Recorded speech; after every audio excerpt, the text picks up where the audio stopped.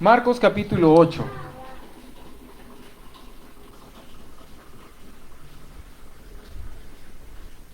Sí, tienen Marcos 8, versículos 34 al 38.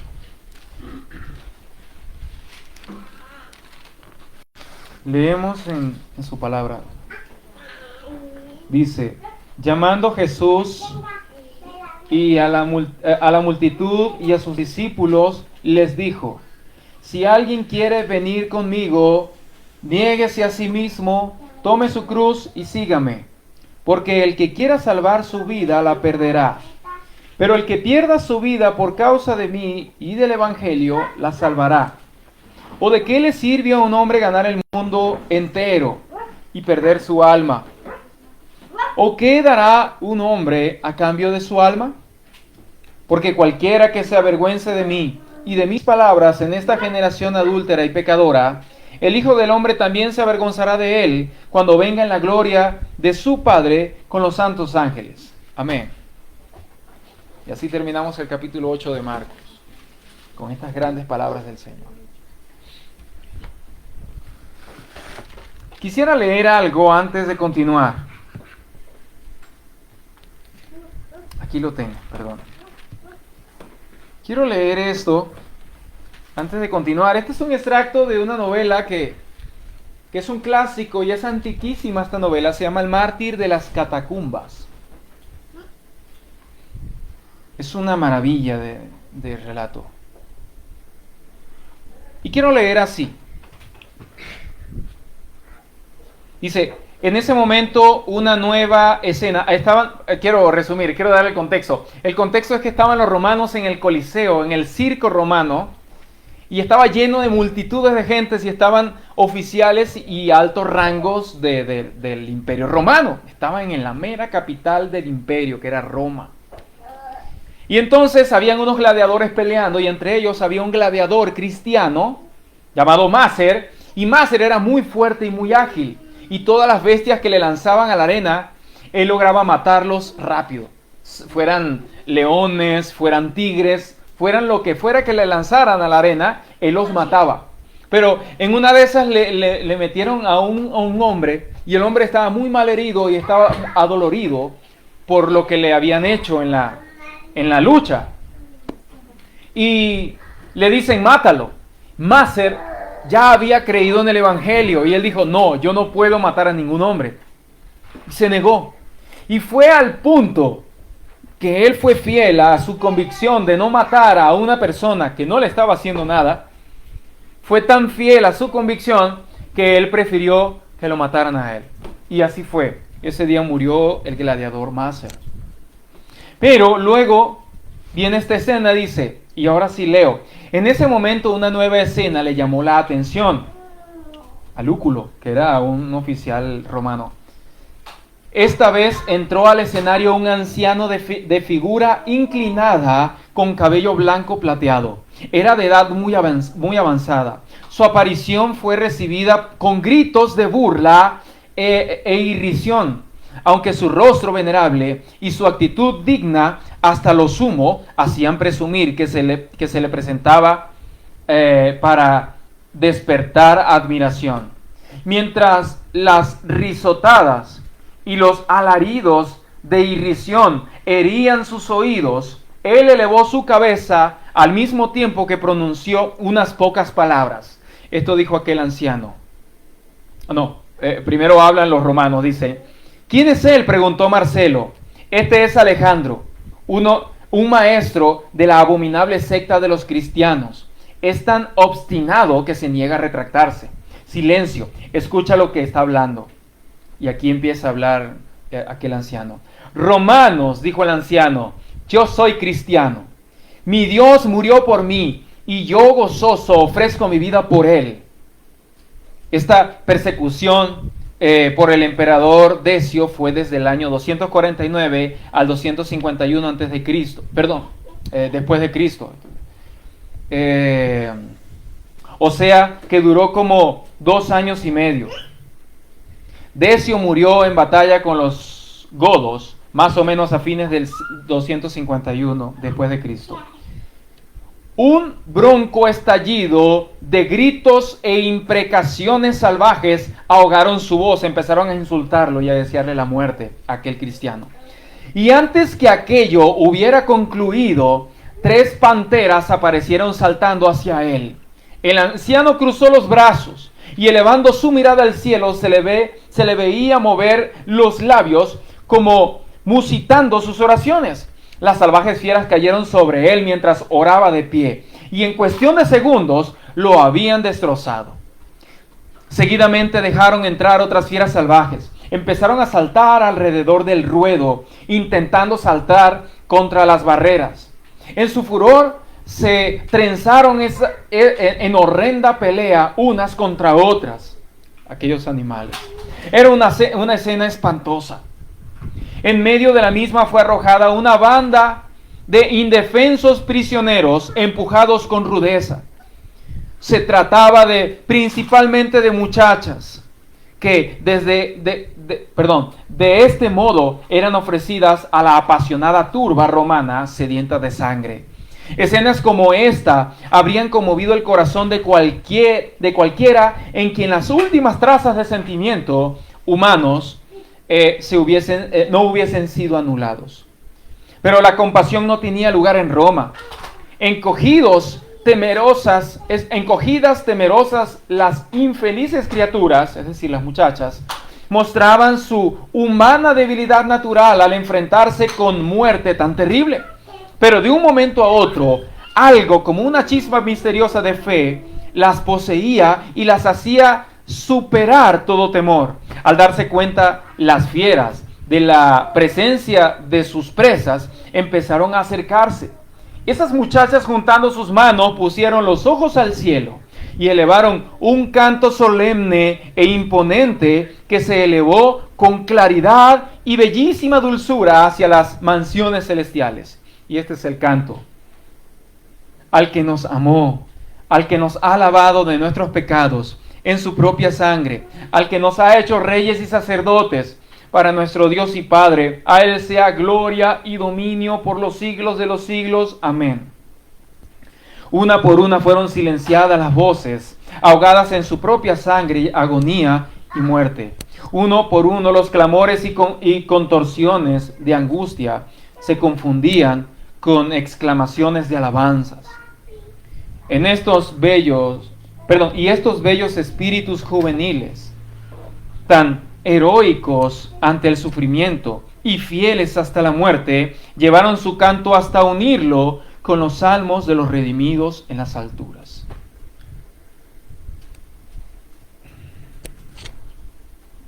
Si se imaginó todo lo que he leído, sabrá que fue algo realmente sangriento, terrible, es decir, espantoso, pero a la vez lleno de mucha dignidad,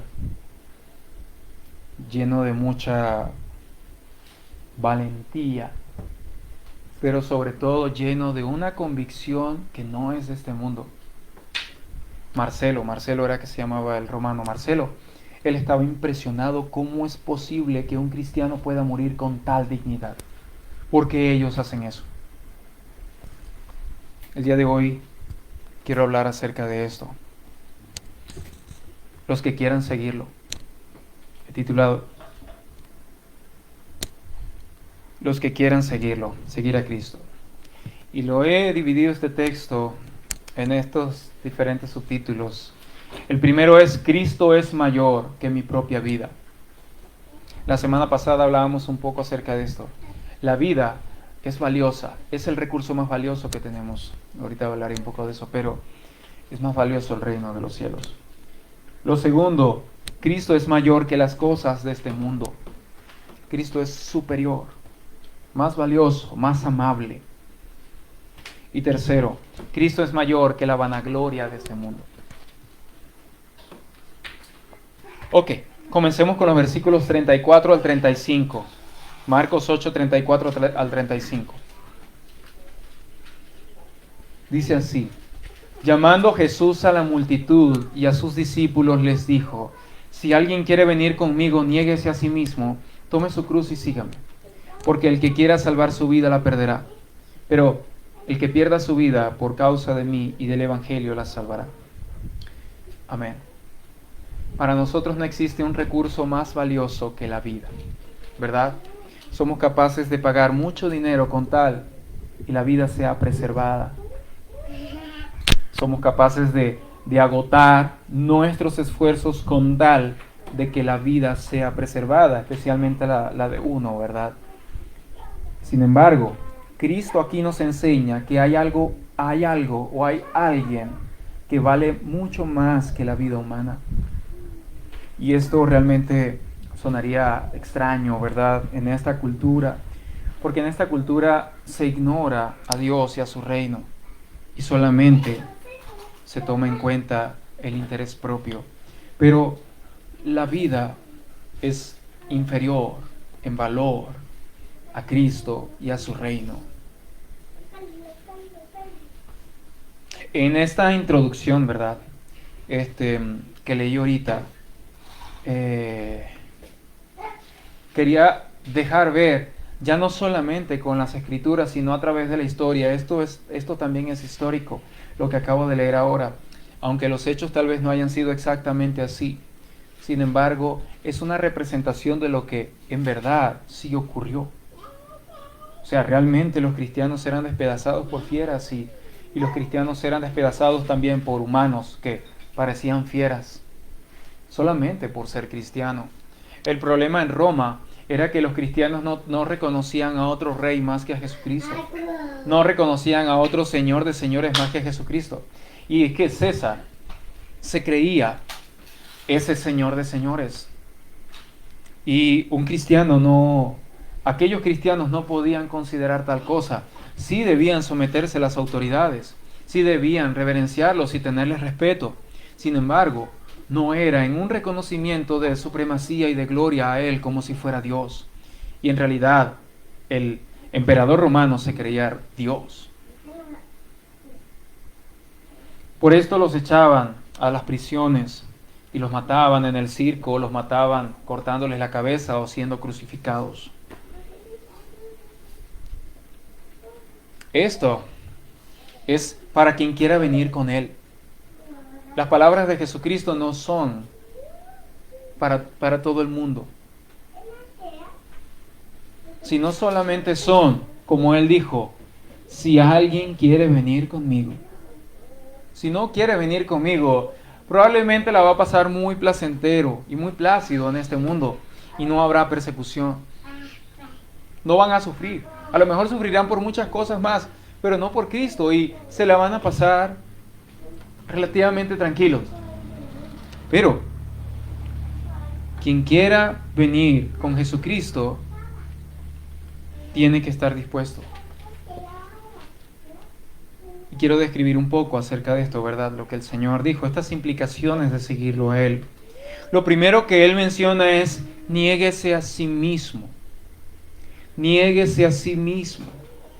En la traducción en lenguaje actual, aquí tengo esa Biblia, en la traducción en lenguaje actual, no lo necesito abrir, aquí lo tengo apuntado, dice, cuando dice niéguese a sí mismo, usa estas palabras, dice: tienen que olvidarse de hacer su propia voluntad.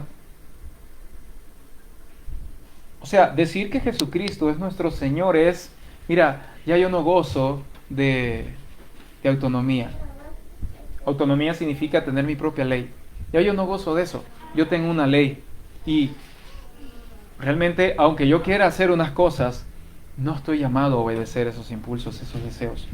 Mi único llamado es olvidarme de hacer mi propia voluntad. Ya luego, el Señor Jesucristo dice, cuando dice y sígame, es de que haga lo que yo mando.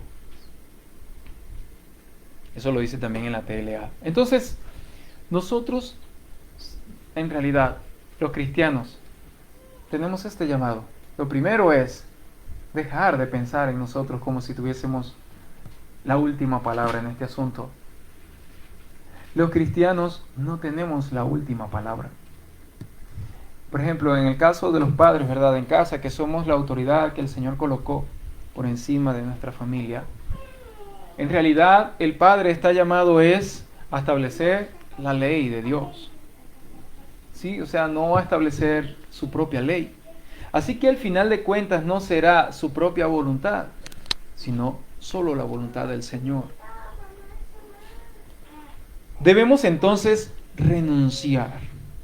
No es una opción.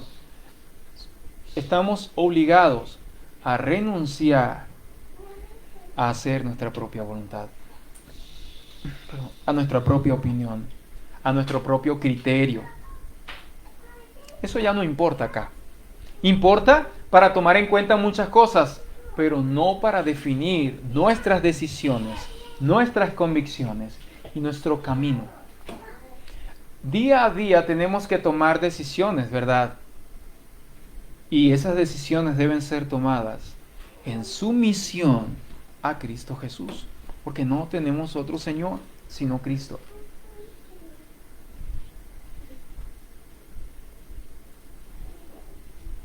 No son nuestras costumbres, no son nuestras aficiones lo que se requiere para seguir a Cristo. En realidad se requiere es agarrarnos a nosotros mismos y quitarnos del trono en el que nos hemos puesto. Y que solamente mande Cristo. Porque es solamente Cristo diciendo, tú vas a hacer esto. Y punto. Pero es que yo tengo ganas de otra cosa. Los padres sabemos de eso, ¿verdad? Los padres sabemos cuando nuestros hijos no quieren hacer ciertas cosas que les mandamos a hacer, sino que quieren hacer otras cosas. Y nosotros le decimos, pues, tienes que hacerlo.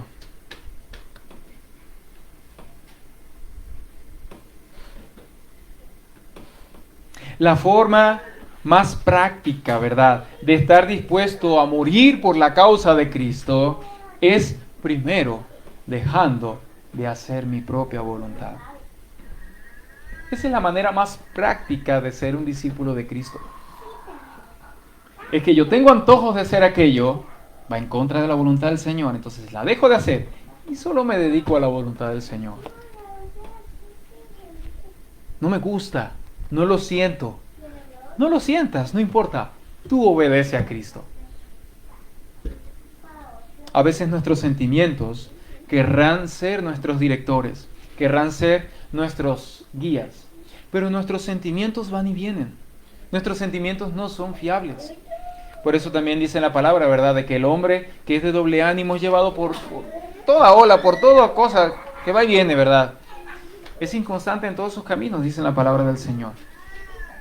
Los cristianos estamos llamados a solamente ser arrastrados por la voluntad del Señor. Hace años, muy joven yo en la fe, cuando alguien decía, sé que estoy en el centro de la voluntad de Dios, a mí me impresionaba. Yo, wow, qué impresionante. Y realmente es un asunto más práctico de lo que uno se imagina. Probablemente esa persona lo decía para sonar muy espiritual, pero es un asunto bastante práctico. En realidad se empieza negándonos a nosotros mismos. Podríamos tal vez decir, la salvación no es por obras, Osman. La salvación es por gracia solamente, o sea, porque yo tengo que estarme negando a mí mismo, si ya fui salvo. Y algunos dicen eso como para excusarse, ¿verdad?, para no obedecer al Señor. Hay un término que es antinomianismo. ¿Qué es el antinomianismo? Antinomianismo es la idea de que no tenemos ley. Algunos círculos cristianos manejan esto a través del dispensacionalismo, que ahorita no tengo chance para hablar de eso. Pero creen que el tiempo de la ley ya pasó y no debemos someternos a leyes. Vivir sin ley. Ya no andamos por la ley, sino por la gracia. Solemos decir para llenarnos de orgullo y abandonar la instrucción del Señor. Cristo nos dice, mi voluntad es más importante que la tuya. De eso se trata decir que Cristo es mi Rey. Si nosotros, ¿verdad?, en lugar de tener un presidente democráticamente elegido, en este país, Andrés Manuel López Obrador, ¿verdad?, con nombre y apellido, así se llama el hombre. En lugar de tener un presidente democráticamente elegido y que hay mecanismos constitucionales para que él fuese destituido en tal caso de que deba hacerlo, sí hay. Sin embargo, un rey no tiene mecanismos constitucionales para ser destituido, sino que su palabra es ley. En un reino, cuando el rey habla, los demás no tienen más opción que obedecer. Nosotros no vivimos, el reino de Cristo no es un estado democrático, sino que estamos bajo un gobierno absoluto y totalmente soberano por parte del Rey de Reyes llamado Jesucristo. Así que no existen mecanismos constitucionales para destituir al Rey, que es Cristo Jesús. Seguramente seremos nosotros los destituidos si intentamos hacerlo. Un ángel que fue un ángel muy poderoso y muy importante, intentó destronar a Dios, o al menos igualarse a Él, y terminó convertido en espanto. Y es Lucifer, así lo dicen los profetas.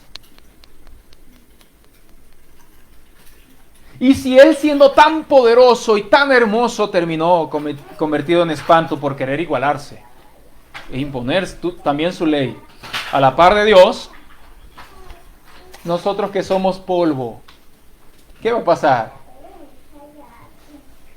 Realmente negarnos a nosotros mismos es un llamado que debemos sí o sí asumir. Luego el Señor Jesús dice, tome su cruz. Y de nuevo quiero citar la traducción en lenguaje actual que dice, tiene que estar dispuesto a morir en una cruz. Y estar dispuesto a morir en una cruz no solamente es el dolor, es la total vergüenza y exposición a la burla y al descrédito de todos. Y realmente morir en una cruz es agonizante. Todavía lo es. Es agonizante, es doloroso, es tortuoso, es una muerte lenta, dolorosa y desesperante.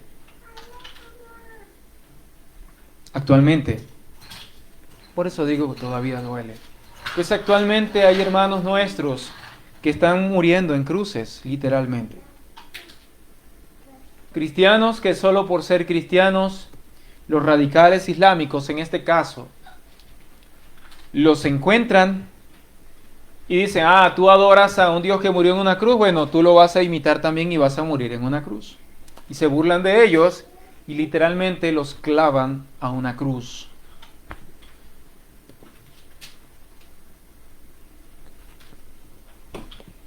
Sin embargo, ¿cómo podemos vivir nosotros eso? O sea, ¿cómo podemos aplicar esto a nuestra vida? Y es de que nosotros no estamos solo para complacer nuestra comodidad, nuestro confort, sino que en realidad estamos llamados a, de ser necesario, incluso morir. La muerte no es algo malo para nosotros, es algo malo para quien no ha creído en Cristo. Pero para nosotros no es algo malo. Tal vez sea triste por un tiempo para nuestra familia. Y será muy triste para nuestra familia, ¿verdad? Pero el Señor también promete en su palabra que secará toda lágrima. Así que esa tristeza será temporal. Pero cuando morimos, los que hemos creído en Cristo, ahora nos vamos a encontrar con el Señor en el cielo y vamos a disfrutar de su presencia, entre tanto que nuestro cuerpo reposa en esta tierra, esperando la resurrección. Porque nosotros no tenemos una esperanza que acaba con la muerte, sino una esperanza de vida eterna. Y nuestra vida no se limita a solamente estar respirando en esta tierra y que nuestro corazón esté bombeando sangre. La vida nuestra trasciende la eternidad. Gloria al Señor. Definitivamente tenemos este consuelo. Así que la muerte no es el fin. Realmente podemos estar dispuestos incluso a morir. Caminar con Cristo, seguirle es pasar por el mismo lugar por donde Él pasó. Es decir, la vida cristiana es vivir lo que el Señor vivió.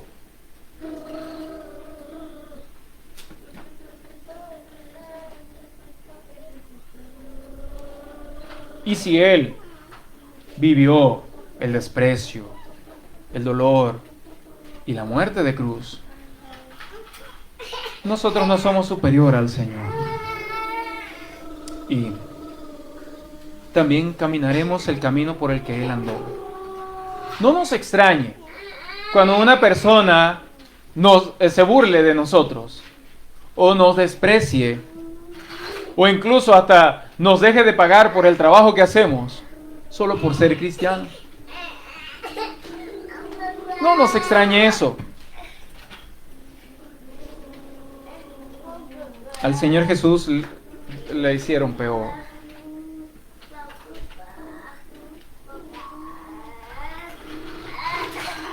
Él estuvo dispuesto a morir. Entonces, a nosotros también nos querrán crucificar, ¿verdad? O nos querrán matar. Y el Señor nos dice que debemos estar dispuestos a tales circunstancias. ¿Saben? Este mundo es muy bueno y el Señor lo ha creado muy bueno.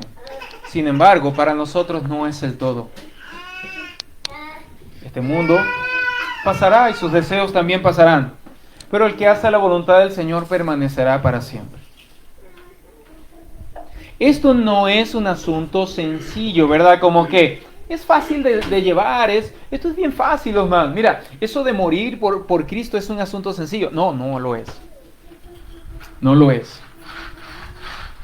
Pero una vez que el Espíritu Santo ha venido al creyente, le da la capacidad para ser fiel en medio de la prueba más grande. De verdad. ¿Y cuál es la prueba más grande? Perder la vida. Estar al borde de la muerte. Los que niegan a Cristo en ese punto demuestran que no fueron de Él. Pero los que son fieles a Cristo, aún en ese punto crucial, aunque duro y difícil, realmente se demuestra que el Espíritu de Dios reposaba en ellos. Porque ningún ser humano puede soportar tal tentación.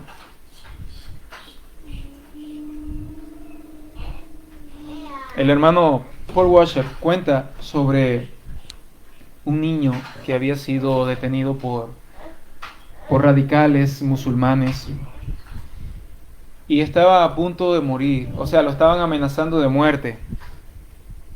Y el niño decía, no quiero negar a Cristo, tengo mucho miedo, por favor no me maten, pero no quiero negar a Cristo, por favor no me maten, y se los decía. Y al final lo mataron al niño. Y el niño murió, pero no negó al Señor Jesús, tenía miedo, de verdad, también es de humanos, es natural. Pero el Señor le dio una capacidad, una fuerza tal de que es imposible para mí negarlo. Hay alguien más importante y es Cristo Jesús. Pero es la muerte de un inocente. El cielo está lleno de gente. Y ahorita en realidad quiero leerlo ya, aquí lo tengo. El cielo está lleno de esta gente inocente, que fueron inocentes porque fueron lavados por Cristo, no porque nunca hayan pecado. Pero quiero leer en Apocalipsis 12:11, aquí habla de almas en el cielo.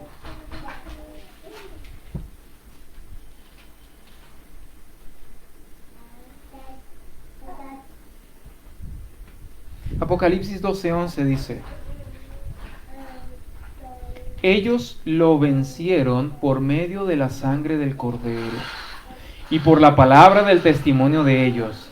Y dice, y no amaron sus vidas, llegando hasta sufrir la muerte. Amén. El problema nuestro, muchos de nuestros problemas, no son por una baja autoestima. En realidad son por una autoestima exageradamente alta. Pues estimamos demasiado nuestras vidas como si fuera algo que tenemos que aferrarnos a ella y punto. Al precio que sea. Así me toque negar a Cristo, no me importa. A mí que me ha dado esa religión, yo quiero mi vida. Pero estos que son mencionados en la Biblia tienen una condecoración especial, porque ellos no amaron sus vidas, sino más bien que llegaron a sufrir la muerte. Número 2. Cristo es mayor que las cosas de este mundo. Versículo 36 al 37. Perdón. Esto dijo el Señor Jesús. ¿O de qué le sirve a un hombre ganar el mundo entero y perder su alma? ¿O qué dará un hombre a cambio de su alma? Perdón. Hermanos, si los afanes por las cosas terrenales, como mencionábamos la semana pasada, por los intereses de los hombres, si estos afanes nos alejan de Cristo y de hacer su voluntad, y nos alejan de nuestra fe en Él, sino que nos atraen a poner nuestra fe en las cosas de este mundo, si eso pasa, entonces estamos poniendo por más importante a este mundo y a sus cosas que a Cristo. Cristo fue quien creó el mundo, hermanos. Cristo no es cualquier persona o cualquier religión que encontramos en, no sé, por ahí. Cristo es el Señor y Rey de este mundo. Y por medio de Él fueron hechas todas las cosas, incluyendo este mundo. Así que nosotros, teniendo por más importante la creación que al Creador, realmente estamos negando y rechazando a este único y soberano Salvador. Lo crítico que se menciona acá, lo crítico que Jesús menciona es esta frasecita: y perder su alma. O sea, este es un asunto bastante crítico, esto, tener por más importante las cosas de este mundo que a Cristo, realmente nos está llevando por un camino de perder nuestra alma. Entonces, Jesús en esta parte está, número uno, contrastando el valor de las cosas de este mundo con el valor de la vida eterna. Diciendo entonces que es más valiosa la vida eterna que la vida en este mundo y las cosas y los deleites de este mundo. Y lo segundo es que seguirle a Él es salvar nuestra alma. De verdad, no hay otro camino de salvación. Cristo es el único camino a la salvación. Seguirle a Él es salvar nuestra alma. No seguir este mundo. Juan 14:6 dice, Jesús le dijo, yo soy el camino, la verdad y la vida. Nadie viene al Padre sino por mí.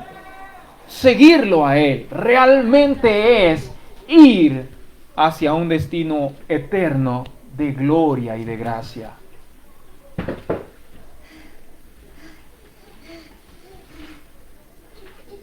Si las cosas de este mundo entonces son lo que nos dice, ya va Cristo, espérate tantito, al rato. Si es eso, entonces estamos por perder nuestra alma.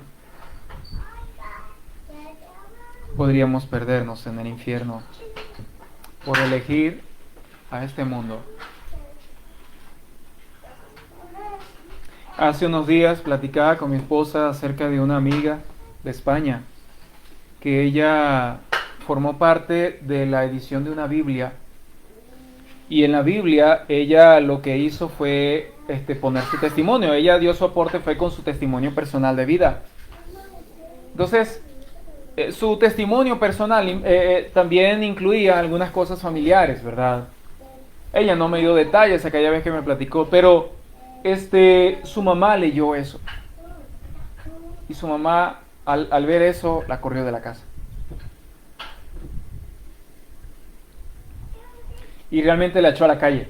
Ya luego ella tuvo que buscar la forma de cómo vivir y en dónde vivir. Y así estuvo por meses.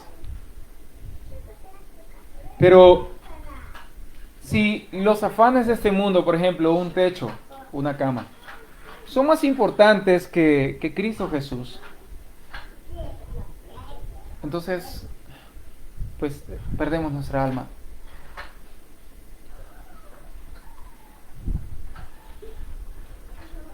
Esta muchacha en realidad fue a la calle, quedó sin cama y sin techo, solo por decir de que Cristo la salvó de todo lo que la salvó.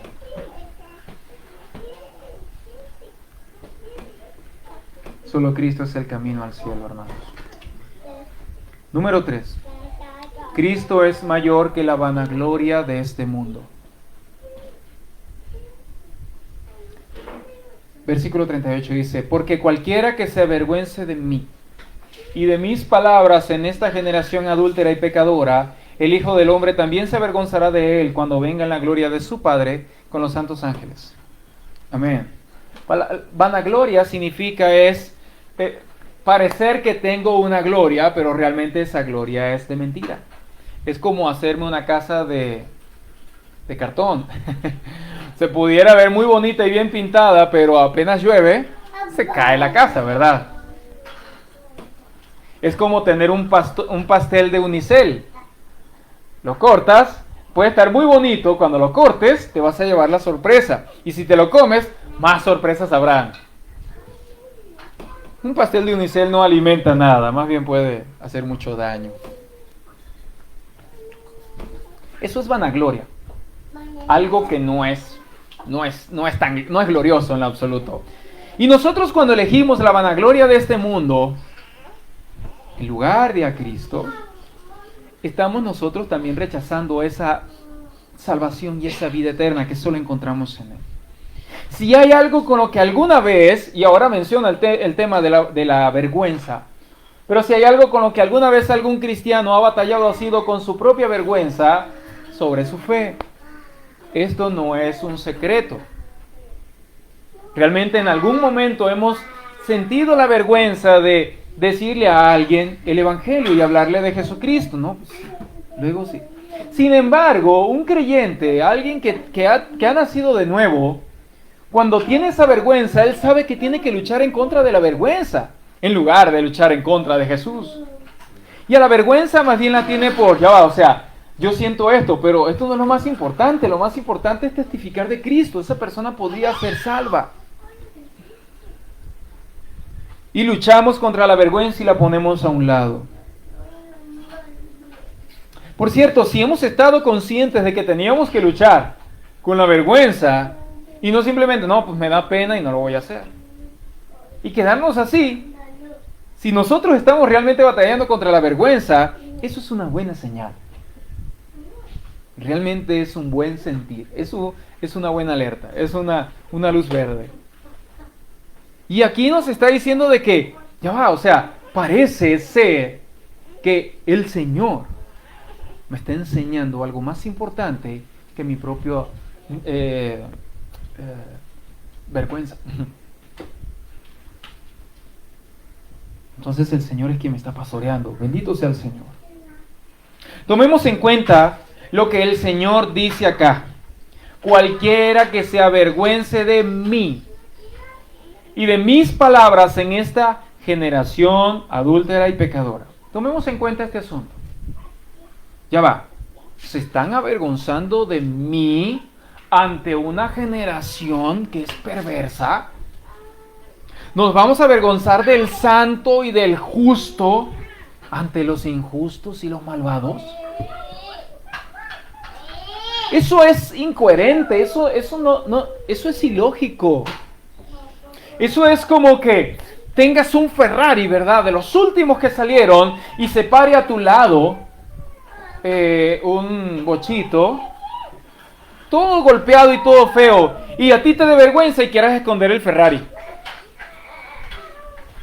Eso es realmente tener por más importante el criterio de los que son injustos, de los que se han revelado al Señor y no les interesa el Señor que nos salvó. Tener más importante la opinión de ellos que la verdad del Señor que nos salvó. Eso es ilógico. Eso no tiene sentido. ¿Por qué entonces nos avergonzaríamos del que verdaderamente es justo, del que sí tiene la razón, solamente porque la mayoría de la gente es rebelde y no quieren al Señor? Entonces, ¿por qué habríamos de tener vergüenza y no confesar a Cristo como que, por ejemplo, en el trabajo o en la calle estando ahí, que alguien diga algo, ¿verdad? Como que, no, sí, sabemos que esta es la esperanza de México, por ejemplo, ¿verdad? Por poner un ejemplo, ya he mencionado 2 veces este asunto. Por poner un ejemplo, esta es la esperanza de México. Y ya va, o sea, solo hay una esperanza y es Cristo Jesús. Que nosotros no tengamos vergüenza de decir la verdad, porque la verdad prevalecerá por la eternidad, pero la mentira se va a caer. ¿O por qué nosotros tener vergüenza de llamar la atención a alguien que abiertamente está pecando y decirle, sabes, amigo o amiga, estás pecando, estás ofendiendo al Señor? No, es que si le digo eso y luego no me habla más, pues que no te hable, ¿verdad?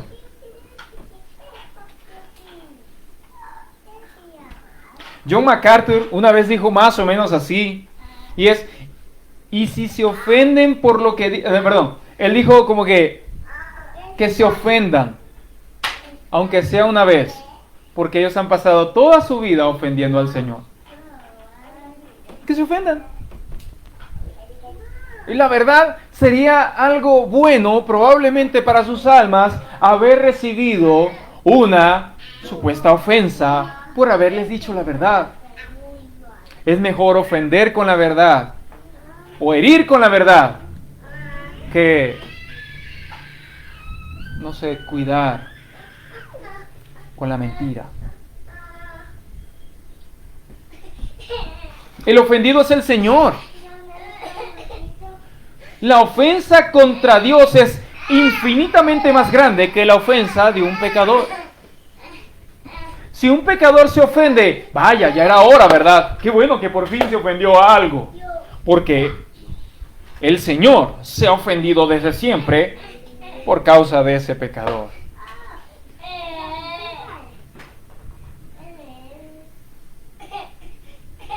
Dice en Proverbios 29:25, el temor al hombre es un lazo, pero el que confía en el Señor estará seguro. Si nosotros entonces estamos temiendo a la reacción de las demás personas, vamos a ser sus esclavos. No, es que no te lo dije porque es que luego te podías poner enojado y... No, hombre, vamos a ser sus esclavos, vamos a estar complaciendo sus deseos nada más. Y nosotros no estamos llamados a complacer los deseos de todos. Será imposible. El Señor Jesús mismo no complació a todos. Sanó a muchísima gente, pero darles la razón, no les dio la razón. Querer agradar a todos es un lastre, es un estorbo para nosotros seguir el camino de Cristo. El apóstol Pablo dijo a los Gálatas, si yo fuera todavía un agradador de hombres, entonces ya no sería siervo de Cristo. Hermanos, tenemos que elegir entre servir a Cristo o servir a los pecadores. La vanagloria de este mundo es de que recibir los aplausos de la gente. ¡Wow! ¡Qué maravilloso eres! Me encanta escuchar cuando predicas porque me dices tantas cosas buenas. El Señor Jesús le dijo a la gente, ay de aquellos que son felicitados por todos, ¿verdad? Que la gente se alegra cuando los ven. Ay de aquellos, porque también hacían sus padres así con los falsos profetas. Los trataban con mucho respeto y admiración. Así también hacían con los falsos profetas. ¿Nos vamos a comportar entonces como los falsos profetas a querer estar recibiendo los elogios y la aprobación de la gente? No quiere decir que vamos a andar por todos lados señalando el pecado de todo el mundo. Y tú también, y tú también. No, no se trata de eso. Se trata es de ser fiel a Cristo y a su verdad. Y nosotros entonces teniendo la oportunidad de decir la verdad de parte de Cristo, la digamos.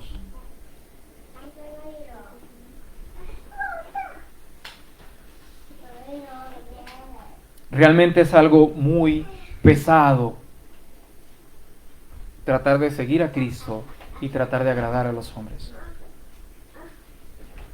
Vamos a tener que elegir entre unos u otros. Es una pesadilla para el que en verdad desea solamente ser un discípulo de Cristo. Juan 12, 42 al 43, hace rato lo leímos. Dice así: sin embargo, muchos, aun de los gobernantes, creyeron en él, pero por causa de los fariseos no lo confesaban para no ser expulsados de la sinagoga, porque amaban más el reconocimiento de los hombres que el reconocimiento de Dios. La vanagloria no lleva nada, es verdad, es como comerse un pastel de unicel. Tratar de quedar bien con la gente de este mundo, solo porque son gente, o solo porque son mayoría, es desgastante, es frustrante. Nos va a impedir seguir a Cristo. Y como en el caso de estos gobernantes, no nos va a dejar confesar a Cristo. Pero la palabra dice que si confesamos que Jesucristo es el Señor y que Dios el Padre lo resucitó de entre los muertos, seremos salvos. Esa palabra fue dicha a los romanos, y ya ahorita leí un poco acerca del contexto de los romanos. Confesar que Jesucristo es el Señor y no César podía costarles no solo su reputación, sino sus vidas. Santiago 4:4 dice: oh, almas adúlteras, ¿no saben ustedes que la amistad del mundo es enemistad hacia Dios? Por tanto, el que quiere ser amigo del mundo se constituye enemigo de Dios. Meditábamos en estos días acerca de lo que implica ser enemigo de Dios. Horrenda cosa es caer en manos del Dios vivo. Entonces, si en lugar de nosotros amar tanto nuestra vida, ¿amamos más a Cristo? Hay algo que nos va a hacer verdaderamente libres, y es solo tener a Cristo como nuestro Señor y Rey. De verdad. Es una libertad que a lo mejor nos lleve a prisiones como hacían con los discípulos, ¿verdad? Pero la libertad no está en no tener cadenas, está en hacer la voluntad del Señor. Eso es ser libre. Ser libre es tener la capacidad de hacer lo que es justo y de lo que es verdadero. No lo que yo quiero, porque cuando hacemos solo lo que queremos, somos esclavos de nuestros deseos. Pero el que ama a Cristo por encima de su propia vida podrá hacer la voluntad de su Señor y honrar a su Señor y glorificar a su Señor, aunque eso le cueste reputación, alabanzas de la gente, aún su propia familia.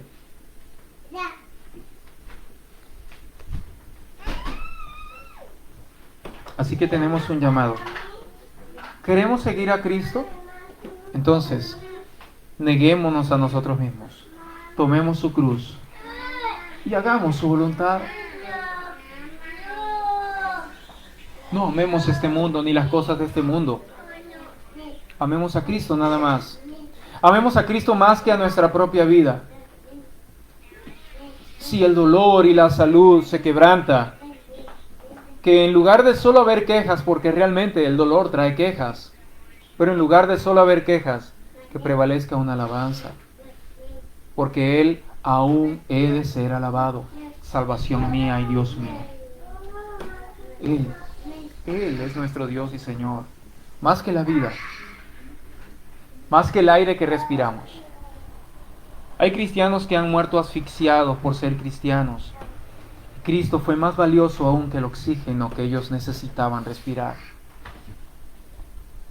Él es el Salvador no la gente. La gente no murió en la cruz por nosotros. La gente puede hacer y decir lo que quieran. Y ojalá Dios tenga misericordia. Pero nosotros, como dijo Josué, pero yo y mi casa serviremos al Señor. Amén. Hay un camino y es Cristo. Vamos a orar. Amado Señor, gracias por tu palabra, Señor. Gracias por pastorearnos. Tú nos pastoreas, Señor, y realmente nos llevas a verdes pastos, nos llevas al buen alimento, Señor, que solamente nos puedes dar tú con tu palabra. No existe otra cosa, Señor, que realmente pueda nutrirnos. Y nosotros somos santificados en tu verdad, Señor, en tu palabra, que es la verdad. Gracias, Señor, por ella. Gracias por decirnos la verdad. Gracias por no ocultarnos lo que implica seguirte a ti, Señor, sino por decirnos claramente lo que implica ser tu discípulo. No hay nada más en este mundo para nosotros, Señor, más que tú. Y no hay nada más en la eternidad para nosotros, sino solamente tú, Jesús de Nazaret.